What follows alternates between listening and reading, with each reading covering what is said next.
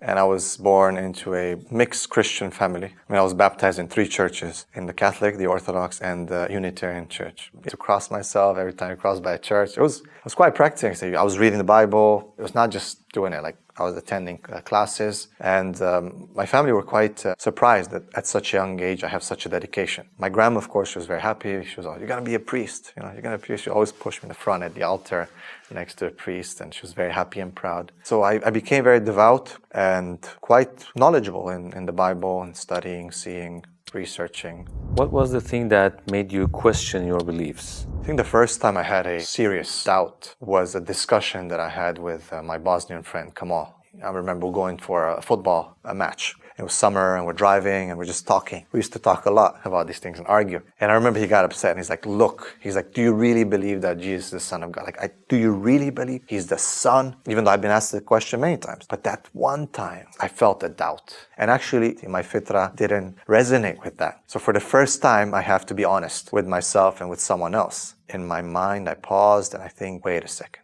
What's going on here? Something's not right. I need to learn more. And another thing that really got me intellectually was that I was reading the Bible, and the description of the prayer of the prophets in the Bible is the way he prays, by falling on his face. But that's exactly how the Bible describes the prophets. Prophet Jesus himself in the Garden of Gethsemane, he fell on his face to pray to God. He's praying like Jesus. And I said, bro, do you know you guys pray like what's? He says, of course I know, because Jesus was a Muslim. And I was like, no. Come on, what do you mean? He's a Christian. He said, no. How can? There's no Christian at that time. You could say in the worst case that he's a Jew, right? Because ethnically that's what they were. But there was no Christianity back then. I was like, he's right. He's right. I have to be honest. He's right. And why don't we pray like that? You don't see the priest go and making sujood. There's certain sects of Christianity that still do it. So that was, again, a huge hit. A huge doubt came on me to the point that I actually left Christianity. And it was probably those few incidents that really made me leave Christianity. Some of the discussions that I had with the priests in the Catholic high school, my religious teachers, about the theology of the Trinity, those really solidified my doubts, which was good, because at least now I had the first part. I believe God exists, but there was something missing. Okay, I believe in God. So the deists, right? They believe in God, but there's something missing. Where's the system? What do I have to do? Where's the direction? That was the next stage in my discovery. But I left Christianity to me. I had a dream about Jesus one time. It was very interesting because I was driving him.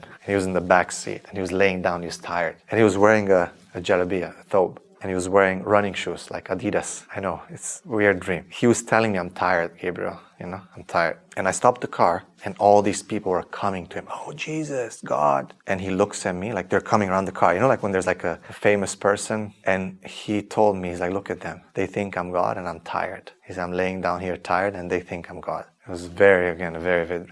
Am I going to base my choice of Islam on this dream or anything like that? No. People keep claiming these things, but these things did matter. I felt it was a continuation. I didn't feel like I'm changing. I felt like I'm adjusting. Knowing all the prophets, knowing the Old Testament, the New Testament, I felt like Islam was just the last testament. And then finally realizing that Islam is just the continuation of the same message. It makes sense.